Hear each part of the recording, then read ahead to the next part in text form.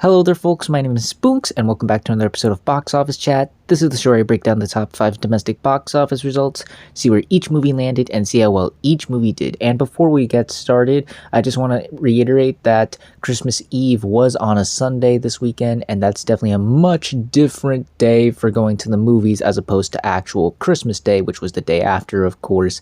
Basically, Christmas Eve is when everyone stays home waiting for Santa Claus to drop off their presents, if you know what I mean. So not as many people go out to the movies on Christmas Day, which is why the 3-day numbers may seem a bit lower than you may expect it. But the Christmas Day is a huge day for movie going. Pretty much everyone goes to the movies on Christmas Day. So when those numbers get added, expect bigger domestic totals for sure. So yeah, without further ado and those things out of the way, let's get started. Number 5 was Solar Part 1 Ceasefire, opening with 5.4 million this weekend, and including the Christmas Day numbers, it adds to a domestic total of 6 million, and that total stays the same worldwide, as I am unaware of any international totals as of yet. I think if this month will go down in box office history for anything, it will be the fact that so many international movies were able to break out into the top 5 this month. It is honestly super impressive, not just Japan, but also India, which has been breaking out for a while now. But still, the fact that this was able to crack the top 5 this weekend is super impressive to see. Once again, it shows how American audiences are still looking forward to seeing these different types of movies that they're not familiar with, giving them a chance and showing them their support, so much so that they enter the top 5, which is all around pleasant and wonderful to see. It continues India's box office reign in the domestic charts at the very least, and I hope this continues into the future, because once again, I always like seeing these neat little surprises that come out of nowhere that I'm not expecting to crack into the top 5, and yet they do. So yeah, congrats to Solar.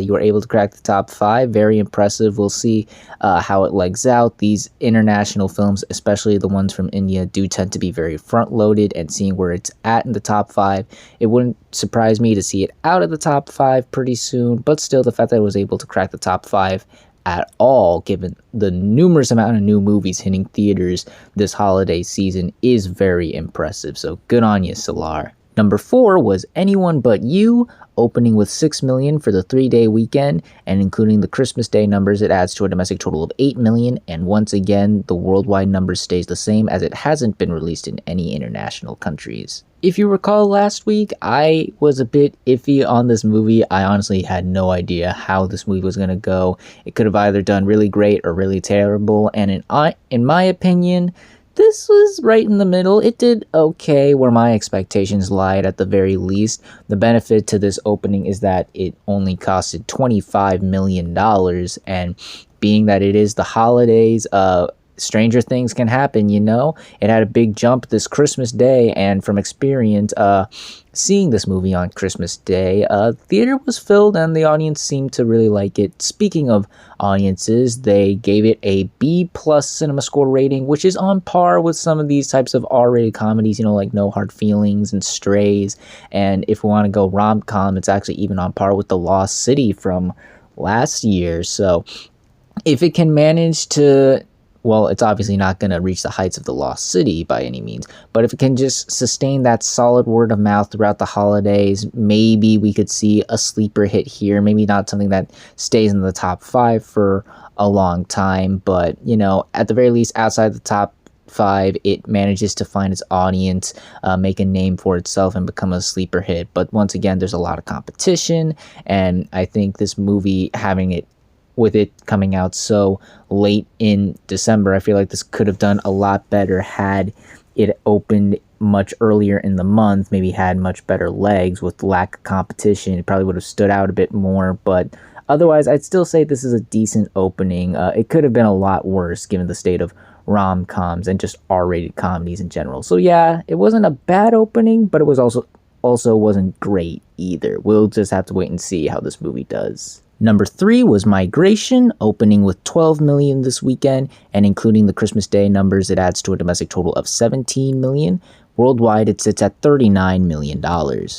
This is the 8th biggest opening for an animated film this year. It topped Ruby Gillman Teenage Kraken, but it still sits behind Wish, Paw Patrol, Teenage Mutant Ninja Turtles, Elemental, Trolls Band Together, Spider-Man Across the Spider-Verse, and Super Mario Bros. Movie. It is also the 10th biggest opening for a family film this year, once again topping Ruby Gillman, but still sitting behind Wish, Paw Patrol, Ninja Turtles, Elemental, Trolls, Wonka, The Little Mermaid, Spider-Verse, and Super Mario Bros. So yes, on its own, just judging this on its own as its own opening, this isn't a great start. It's the lowest opening for an Illumination film ever. It really got hurt by the fact that Christmas Eve was on a Sunday this weekend, and I think it lost a lot of thunder to the other family film in theaters right now.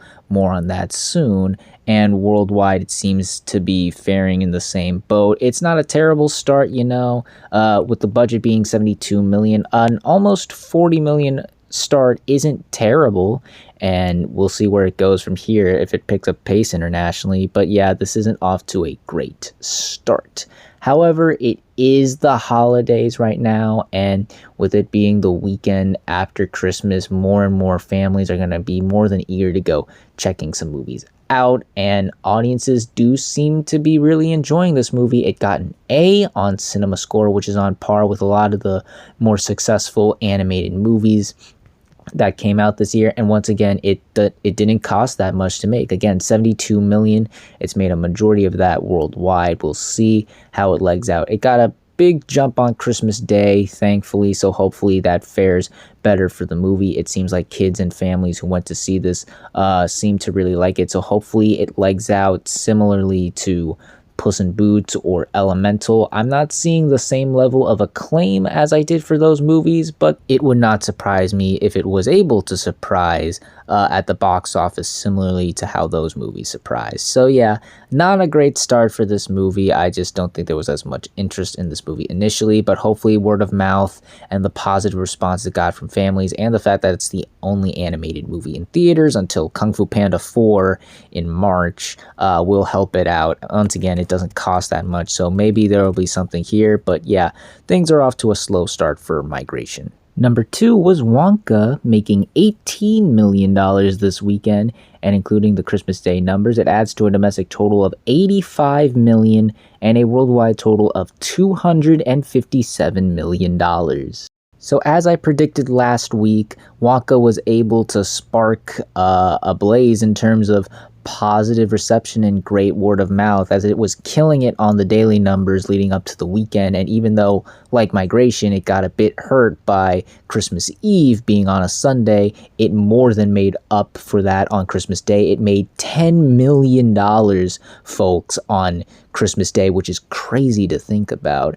And because of that, it's headed its way into $100 million domestically, which it should get to in a matter of days, as a matter of fact, maybe even before the beginning of next weekend. And internationally, this movie has really taken off. Once again, it surpassed 200 million worldwide, as well as the doubling point of the $125 million budget this movie has, and it's definitely on its way to 300 million worldwide. This is definitely the big holiday movie that people want to see. It may not be this year's Spider-Man No Way Home or Avatar The Way of Water, but given the other movies out right now and how much money this movie is making, I think a lot of people are satisfied. I think this is definitely a great total for this movie to be at.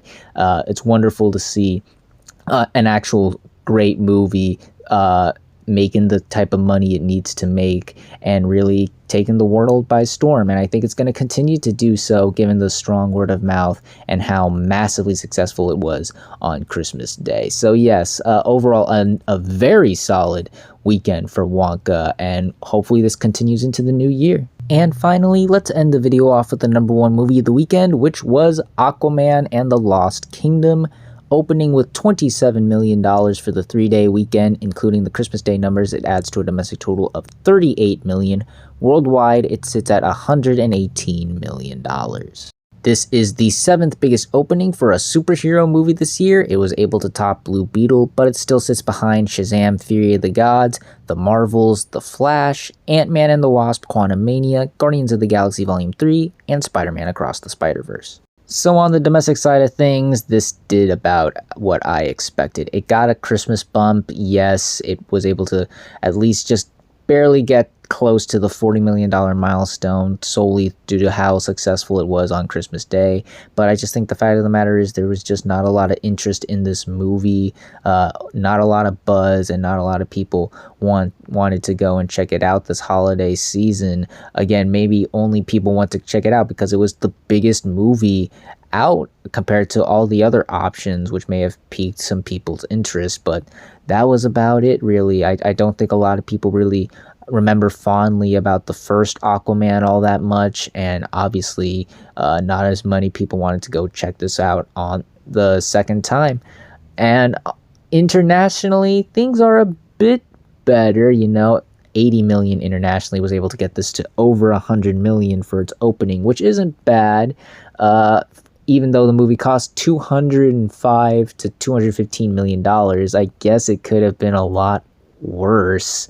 But still, though, unless if we see something similar to like The Meg 2, where domestically audiences don't care about it, but international it really finds an audience, I don't see this movie really doing well. Audiences just don't really seem to like this movie all that much.